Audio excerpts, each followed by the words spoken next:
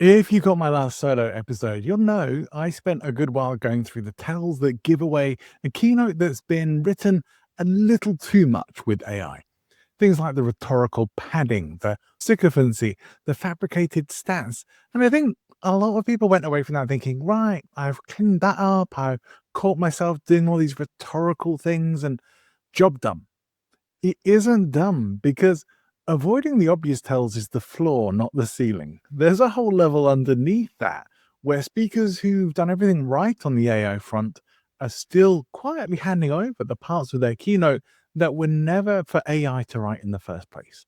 So today I want to get into what those parts actually are, the difference between a personal story and a personalized one, because these are not the same thing, and most speakers don't really find that out until it dies in the room.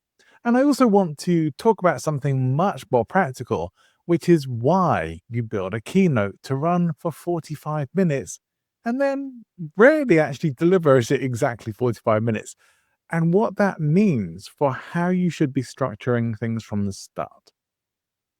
So, welcome to Professional Speaking, the show for professional speakers who are serious about speaking and becoming known, booked, and paid. My name is John Ball, professional speaker, speaker business coach, stand up comedian, and sci fi nerd. And I'm here as your guide on the journey to a successful speaking business. Right. So, personal versus personalized. Let me give you the short version first and then we'll pull it apart properly. Personal gets you in the room. Personalized is what keeps you being asked back. Now, on the surface, these sound like the same thing, don't they? It happened to you. You're telling it.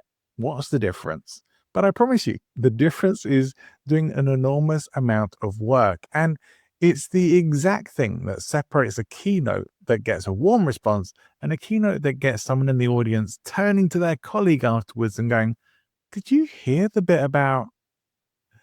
That second reaction is the whole game. That's what gets you rebooked. That's what gets you referred. And it's almost never happening off the back of a story that was just personal. So here's the actual definition I want you to work with. A personal story is something that happened to you. A personalized story is something that happened to you, chosen and shaped because it does a specific job for this specific audience. That word chosen is doing a lot of the lifting in that sentence. Most speakers don't choose their stories, they default to them. Maybe you've got two or three stories that you always tell. They're comfortable, you know exactly where the laugh lines are or the emotional beats, that where they land. And so you reach for them regardless of who's actually sat in front of you. And that's the personal story trap. It's not that the story is bad, it's that you haven't asked whether it's the right story for this room. So I want to give you 4 questions that I actually use with clients when we're auditing which stories earn a place in a talk. And I'd encourage you to run your own stories through these properly, not just nodding along. So, first one, did it cost you something? We're talking about stakes here. Good stories need stakes. And they actually cost you. Embarrassment, money, a relationship, your standing, your status in some way. If nothing was risked in the telling of it, you come out of that story looking basically fine the whole way through. And it's not doing the job. Audiences can tell the difference when a story has nothing at stake for the person telling it. Second, does it have a direct line to the argument you're making, or is it just thematically in the right area? I think this one catches a lot of people out. Like you've got a nice story, maybe about resilience, and you're giving a talk that's broadly about resilience. So in it goes, closest thing you can think of.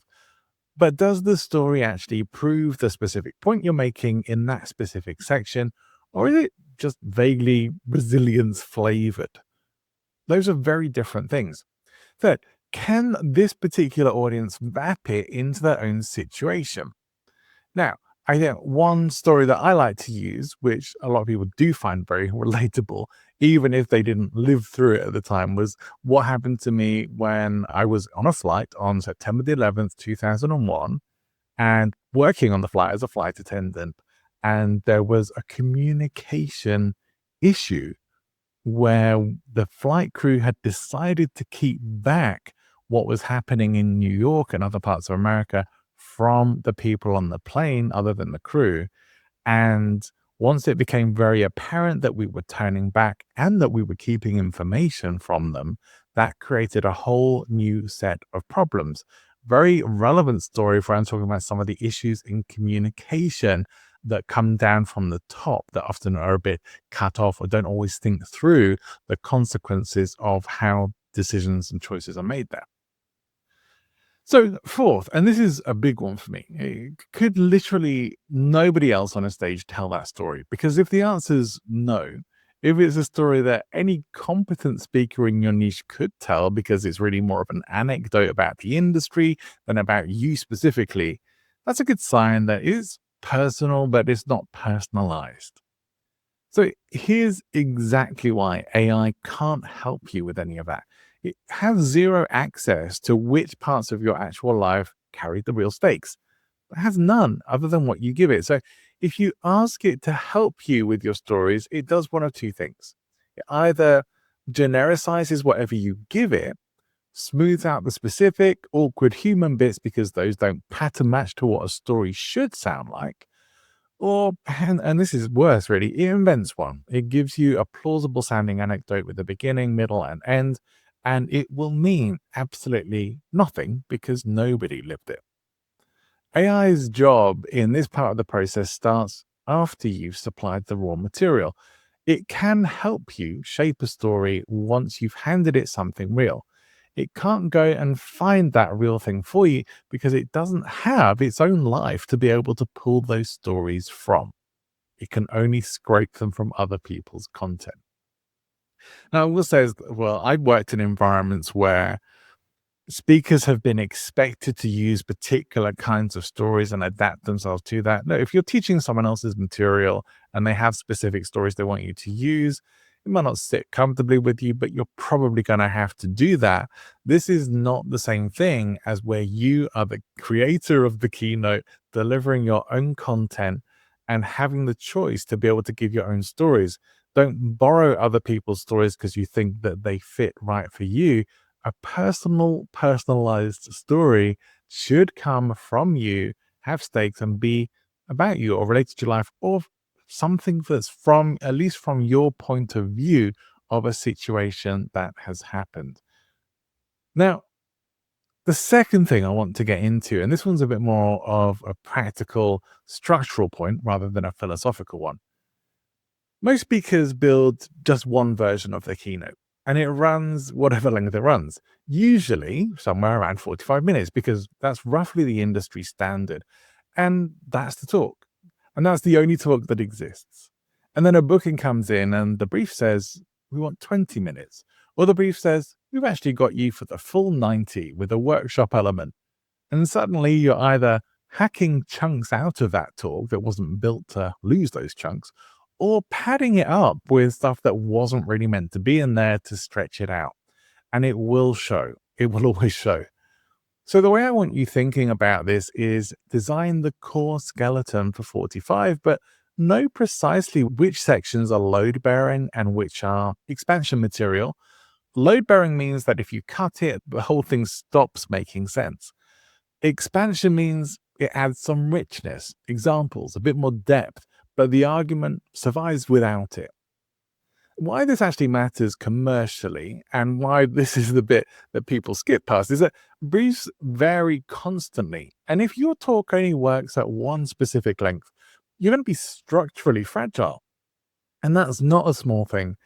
That fragility is going to cost you bookings that you would otherwise get because you're either turning down briefs that don't fit your one version, or you're taking them and delivering something that doesn't quite work. And neither one of those is good for your long-term career. So the actual takeaway here, and this is something that you can go and do this week if you want to, go through your current keynote, or at least your signature keynote if you have multiple, and mark out what your non-negotiable through line is. The steel thread, if you like, the version that still works, still makes sense, still lands even if you were somehow only given 20 minutes.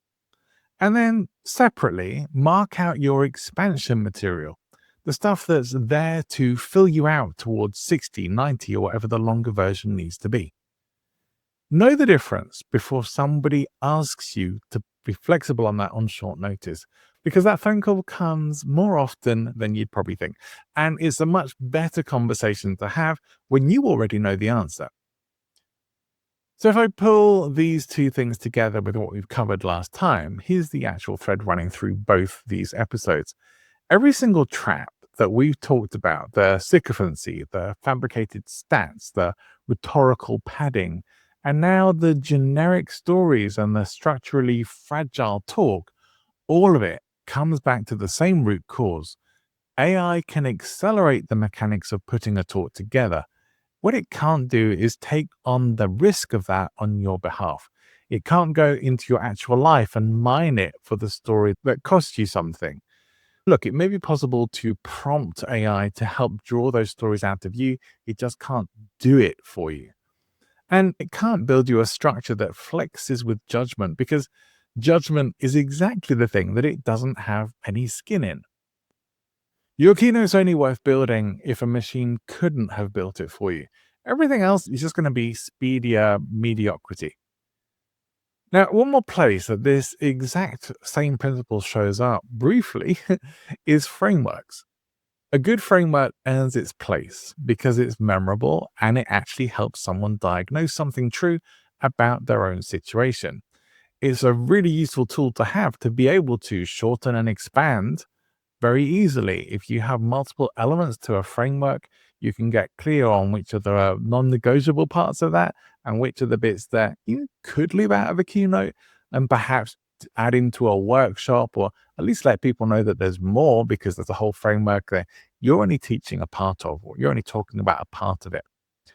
Now, a hollow one, and AI is very good at producing hollow frameworks, is more decorative. It's just usually a nice acronym or something like that. I'm not going to get into that properly today because I've got something much better coming up for you on that very, very soon. My good friend Susanna Ray is joining me for next week's episode, and she's written a brilliant book called Framework Thinking. And we're going to deep dive on exactly what makes a framework work rather than just what sounds like one. And that, I promise you, is not an episode that you want to miss. This is really valuable stuff for creating your IP, thought leadership, and more. So with that said, make sure you are following the show to get next week's episode with Susanna. It's an absolute blinder, I can promise you that. And if you are looking for some help on your keynotes, on becoming more known, better paid, more booked, do check out the Known Booked and Paid Blueprint. If you are listening to this just after publication, there's still time to get in on the September cohort, which is the founding cohort for this Blueprint program. And I'm offering that at 50% for those who are looking to either boost or develop a speaking career. You'll find a link for that in the show notes, and you'll find links to reach out to me if you have any questions about the program or any other ways that you can work with me. In the meantime, have an amazing week. Go and do something worth talking about.